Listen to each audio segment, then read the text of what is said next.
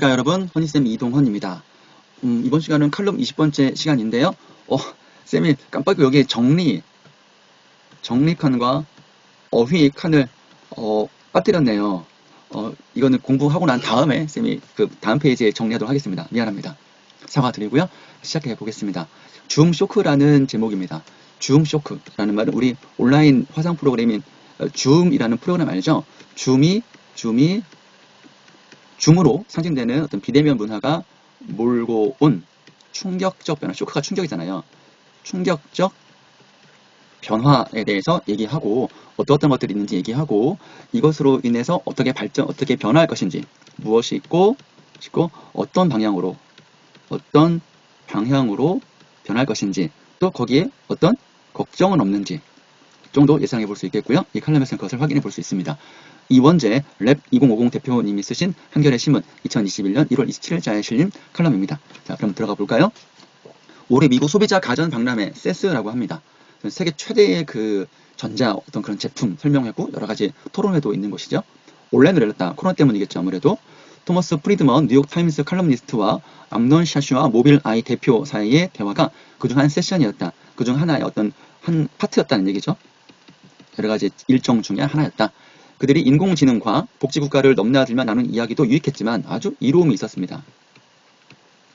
도움이 되었지만 감쪽같이 한 방에서 마주 앉아 대화하는 것 같았는데 실은 각각 미국과 이스라엘에 있었다는 사실도 놀라웠다.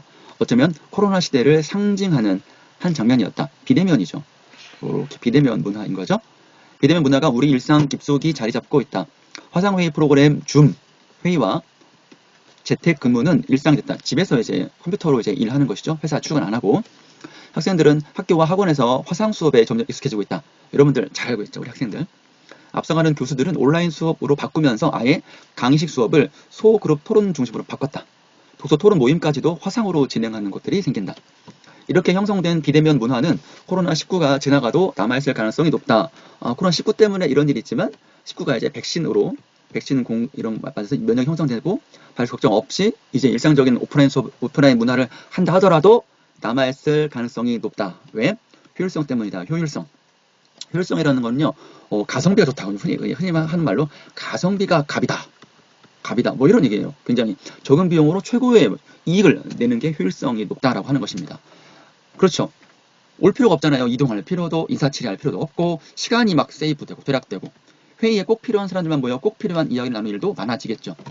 보통 회의하면은 다 모여가지고, 말하는 사람만 하고, 다른 사람들은 들러리고 재미없잖아요. 비대면은 또 시공간을 넘어서요. 시간과 공간을 초월한다는 겁니다. 세계 어디에 있는 사람도 쉽사리 만날 수 있죠. 급하면 버스에서도 지하철에서 회의에 참여할 수 있죠. 영화 같은 거 보면 이런 거 하잖아, 막. 예전에는 비어있던 회의와 회의 사이도 저녁 시간도 주말 시간도 종종 새로운 회의가 치고 들어온다. 바로바로 만들 수 있으니까 링크만 보내주면 되잖아. 이런 변화는 사회 운영 방식에 큰 충격을 줄 것이다. 무엇보다 지식 생태계에 폭발적 충격이 예고되고 있다. 이런 것 좀 되게 흥미 있습니다. 어떻게 변화할 것인가? 어떤 미래가 펼쳐질 것인가? 굉장히 궁금하잖아요. 어떤 미래가 펼쳐질 것인가? 전문가들이 나름 예측한 거 아닙니까? 우리들은 그걸 이제 보면서 이렇게 될 수 있겠구나. 될 수 있고 안 될 수도 있어요. 근데 되겠죠? 이렇게 합리적으로 바뀌겠죠? 그러면 그 안에서 내가 어떻게 할 것인가? 이런 거 생각해보는 것도 재밌을 것 같습니다. 줌과 유튜브는 쌤도 지금 유튜브에 강의 올리고 있는 거 아닙니까? 쌤 얘기하고 우리 얘기네, 우리 얘기. 전 세계 지식 유통 체계를 뒤흔드는 KTX다. 비유적이죠. 엄청 속도가 빠르다. 비유적인 소리죠. 세계 최고의 강연과 토론이 왜 우리 지난번에 무크 얘기했었죠. 세계의 강의를 다 들을 수 있어. 온라인에 다 올려놔가지고 공짜로. 무크 있으면 테드 이런 것들 세계 최고 강연과 토론이 매일 쏟아져 나온다. 영어가 필요해요. 근데 영어 잘하셔야 됩니다. 쏟아져 나온다. 지식을 가진 사람들은 폭발적 수요를 누리며 그럴 때 바쁜 시간을 보낸다. 지식 있는 사람은 막 강의 많이 하니까 온라인으로 바쁘죠. 또 그 지식을 정리하고 소화할 수 있는 사람, 잘 배우는 사람은 엄청난 속도로 새로운 지식을 배워요. 왜? 갈 필요도 없으니까. 책 읽을 필요도 없잖아. 유튜브를 통해서 마구마구 지식을 막 흡수하고 성장할 수 있죠. 그래서 네이버 검색보다 유튜브 검색이 더 많다고 합니다. 저도 그런 것 같아요. 누가 글을 읽습니까? 영상으로 보지. 그런데 학생들은, 여러분들은 글을 봐야 돼. 쌤 실수할 뻔했네. 여러분들은 글을 봐야 돼. 글을 통해서 얻는 게 반드시 필요하거든. 알았지? 나중에는 웬만큼 되면 그때 영상으로 보고 지금은 글을 봐야 된다. 알았지? 자, 국가들 사이 벽은 높아지지만 어떤 의미에서 세계화는 더 확산된다. 지식 교류가 더 빨라지고 깊어지는 중이기 때문이다. 지식의 중심부에서는 엄청나게 빨아들이고 주변부에서는 빨려 들어가는 현상이 더욱 심각해질 것이다. 자영업 구조에도 충격이 클 것이다. 자영업 구조 충격이 클 것이다. 영국의 민간 정책 연구소인 경제정책연구소는 최근 줌 쇼크라는 보고서에서 이 글의 제목이었군요. 보고서에서 재택근무 확산으로 인해 런던 도심 상권, 런던에 이제 회사들이 많은 곳 있잖아. 뭐 우리가 뭐 을지로라든가 뭐 그런 데 있잖아. 상권의 극적 쇠퇴. 극적이라는 말은 급격한, 확 떨어지는 거야.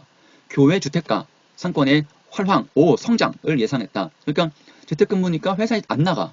도심에 있는, 도시 중심부에 있는 회사로 출근을 안 해. 집에 있어. 집은 대부분 교외야. 좀 바깥에 있어. 그러면 출근 안 하니까 여기서 집 주변에서 먹고 사고 할 테니까 요 주변의 상권이 잘 될 것이다. 왜? 도심은 사람이 없으니까 망할 것이고, 이들이 출근 안 하고 집에 있을 때 그 근처에 동네 슈퍼가 활용을 예상했다. 실제로 런던 인구는 30년 만에 줄었고 부동산 시장도 출렁이고 있다. 떨어지고 있다라는 얘기겠죠. 런던 집값이 엄청 비싸답니다. 상대적으로 방역 상황이 나은 우리나라에서는 아직 변화가 덜해 보이지만 런던에서 벌어진 일들이 시차를 두고 좀 시간을 두고 반드시 찾을 가능성이 높다라고 예상하고 있네요. 이제 이미 시내 중심과 목 좋은 곳 1층이면은 장사가 잘 되는 곳이라고 흔히 알고 있죠. 그래서 자영업 노른자위 공식이다. 자영업 성공의 제1 공식이었습니다. 근데 이건 비싸요, 임대료가. 근데 그건 무너지고 있다. 왜? 사람들이 중심가로 안 가니까. 온라인 거래가 훨씬 더 많이 넘어섰고요. 오프라인 거래보다. 동네 식당은 배달 전문점으로 쑥쑥 변모하고 있으니까 누가 가겠냐고요. 누가 가는 사람이 없으니까 당연히 집값이 떨어지고 임대료가 떨어지겠죠. 가장 큰 충격은 청년들처럼 아직 사회와 연결되지 않은 이들에게 올 것이다. 요거는 쌤이 좀 독특했어요. 앞에 것들은 충분히 예상 가능했었는데 이 청년들에게 큰 충격이 올 거라는 게 좀 그랬어요. 더 집중해 볼게요. 여러분들의 얘기도 수 있으니까. 비대면 사회는 사람들 사이의 새로운 연결을 어렵게 만든대요. 비대면 상황에서 새로운 연결을 만들 수 있는 사람은 오로지 이미 연결되어 있는 사람들이에요. 어디든 새로운 사람이 진입하기는 어려워져요. 비대면으로 지식을 얻을 수 있지만 관계를 얻기는 어려워요. 그렇죠. 누군가 온라인 회의에 어떻게 들어가? 아는 사람이 없으면 못 들어가잖아. 근데 이미 사회 전체가 다 온라인으로 돌아가고 있는데 오프라인에서 연결된 이미 알고 있는 사람들이 없다면 들어가기 어렵죠. 근데 청년들은 아직 기회가 사회에 나가서 이미 연결을 만들 만한 시간도 없고 그런 기회도 없었으니까 이들이 온라인 사회에서 더 적응하기 어렵다라는 그런 논리네요. 타당한 것 같습니다. 이미 직업이 있고 재산이 있고 학벌이 있는 사람은 새로 연결되지 않아도 아쉬울 게 없다. 그 어떤 것도 갖지 못한 사람들, 이 청년들이죠. 어쩌면 영영 극복할 수 없는 연결 격차를 대면하고 있다, 맞이하고 있다. 입니다. 토머스 프리드먼은 소비자 가전 박람회 세션에서 현대 복지국가를 둘러싼 논쟁을 벽과 천장과 바닥이라는 세 가지 차원으로 단순하게 설명했다. 이런 거 보면 놀라워요. 자, 다양한 정치 세력이 국가 사이의 장벽을 얼마나 높일 것인지를 놓고 논쟁했고, 뛰어난 사람과 기업이 천장을 얼마나 뚫고 나갈 수 있게 할 것인지를 놓고 논쟁했고, 실패자를 위해 바닥을 어느 정도까지 높여줄 것인지를 놓고 논쟁했다. 벽, 천장, 바닥 이런 의미네요. 근데 줌 쇼크는 세 가지 논쟁을 못 날려보내고 있다. 어떻게 해요? 천장은 사라지고 있죠. 지식을 가진 사람은 한계를 모른 채 성장할 것 같고요. 벽은 낮아지고 있어요. 국경의 벽은 시간 공간을 초월한다 그랬잖아요. 언제든 세계와 교류할 수 있고, 바닥은 꺼져요. 바닥을 높여줄 것인지 바닥은 꺼지고 있다. 즉 너무 뒤처진 사람들은 이런 기회에 접근하지 못한 채 보호장구 없이 맨발에 내던져진다. 이게 걱정이네요. 자, 우리 사회의 가장 중요한 과제는 어쩌면 이렇게 경계가 사라진 사회에서 천장을 뚫고 날아가는 사람들의 능력이 어떻게 바닥까지 닿게 만드느냐, 굉장히 중요한 거네요. 선생님은 이걸 봤을 때 이 문장의 의미가 뭘까를 고민해 봤을 때 능력자가 자신의 지식과 어떤 관계 이런 거를 배려하고 연대해서 동시에 사람들을 같이 가자.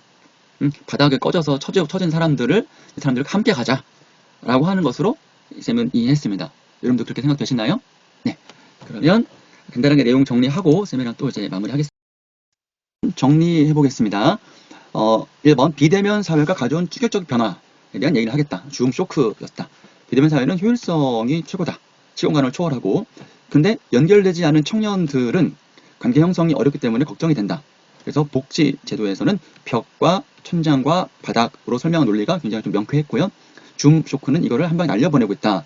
그래서 이제 벽은 사라지고 천장은 없어지고, 근데 바닥이 꺼지는 문제에 있어서 이 글쓴이 이원재 선생님은 이렇게 마지막 문장이죠. 경계가 사라진 사회에서 천장을 뚫고 날아가는 사람들의 능력이 어떻게 바닥에서 처진 사람들을 닿게 만드느냐, 이들을 함께 갈 것이냐에 대한 논의를 하는 것이 앞으로 중요하다라는 얘기네요. 같이 가야죠. 이런 것들입니다. 또 어휘는 두 개만 볼까요? 대면하다. 어떤 새로운 현실을 대면하다, 맞이하다, 맞닥뜨리다, 이것이고요. 변모하다라는 말은 변화하다. 이렇게 어휘 두 개 정리했습니다. 이번 칼럼은 여러분들과 저도 많은 부분에서 고개를 좀 끄덕이고, 고개를 걱정도 되고 또 기대도 되고 그런 글이었습니다. 그래서 이런 글들 여러분이 두 번, 세 번 더 정리하면 더 좋겠고요. 지금까지 웰칼럼 20번째 줌 쇼크라는 글을 공부했습니다. 여러분 수고 많았습니다.